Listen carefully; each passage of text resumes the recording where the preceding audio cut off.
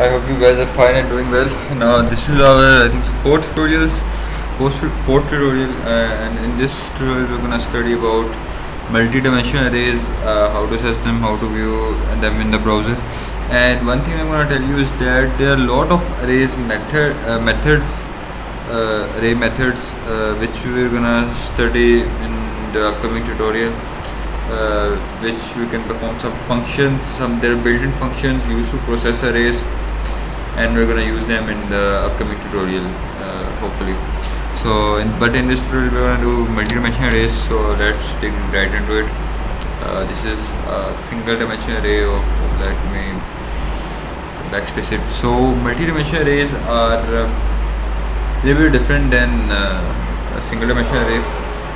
There are also two types of multi-dimensional arrays. There are index arrays and there are associative arrays.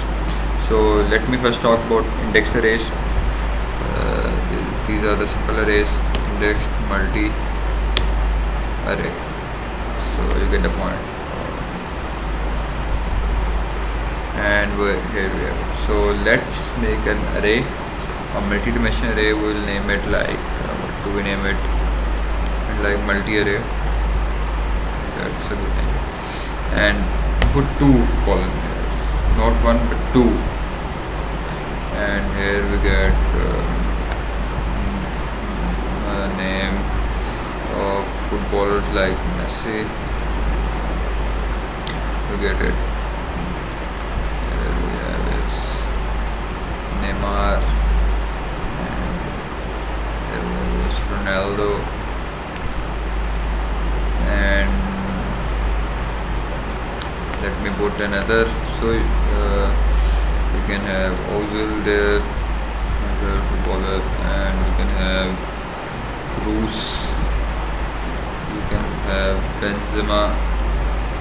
These are all the names of footballers. If you watch football you will know. And another, maybe some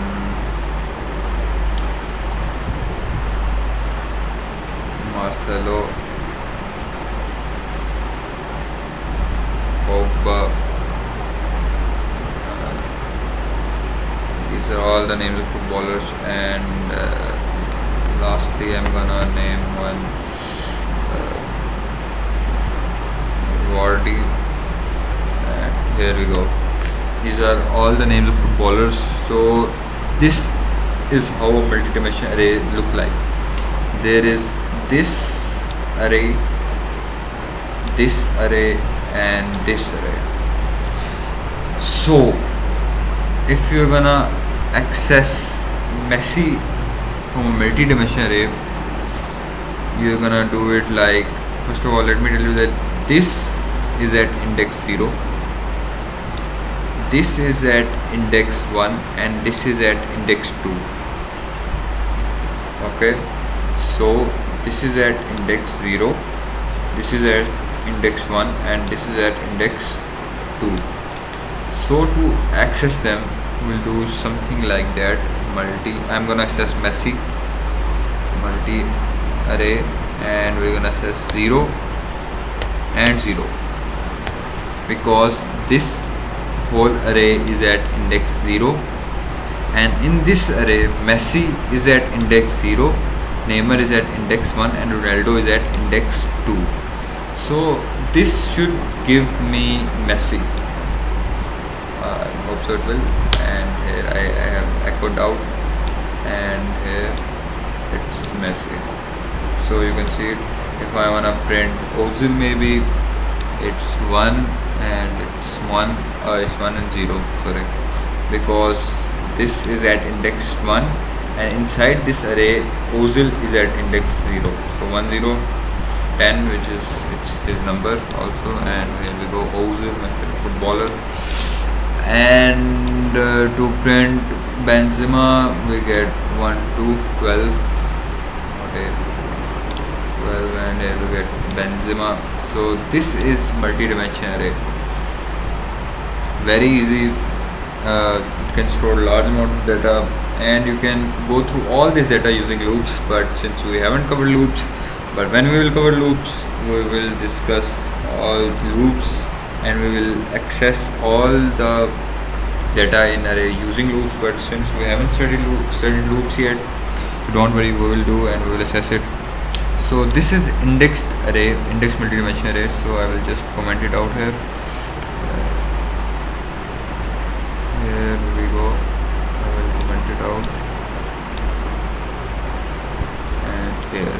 Now the next one is the associative multi-dimensional array.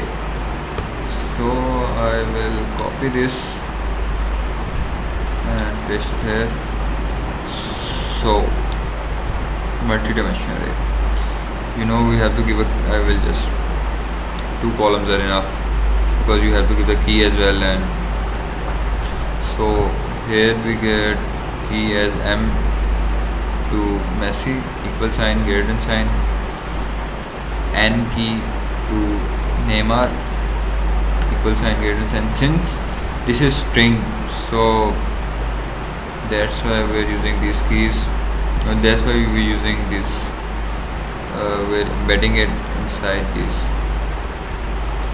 columns. And R for Ronaldo, and similarly the keys should not be similar. It's a good practice to not keep keys similars, but if there are similar keys in 2-dimensional array but the index is different, you can still give them 2-dimensional, you can still give them same keys. And B for Benzema, yeah, little slow. So here we go. This is now, if we want to assess Messi, we'll do this echo the multi-array, and there we go, multi-array. And since Messi, this whole is at index 0, we write here 0, and Messi is assigned a key m, so we write here m. It will assess as Messi. It will print Messi on the screen. Yes, here we go, it has printed Messi on the screen. So this is the concept of multi-dimensional array. I can tell you that it is not necessary that the key should be string, it can be int also. So if here we get 0 1, it will still print Messi out. Here you go, it has still printed Messi out. Refresh it again. Yes, it has printed Messi out. So, and you can also store numbers inside. You can also store number here. You can, like Ronaldo is number 7, so we'll get here as maybe key, give it a key name number and give it a value of 7. So you can also store number there. So if we get it out, so you can see I have stored a number. So it is, you don't have to specify whether you can store any data type inside an array. You can store numbers in an, you can store numbers, you can within them, alongside numbers you can store strings. So there is no restrictions there. So it will output 7 on the screen. Yes, you can see that there is 7. So easy as it sounds, no problem. You can just put a key, but there you need to give 2 inputs and it will print the output on the screen. And that's probably it.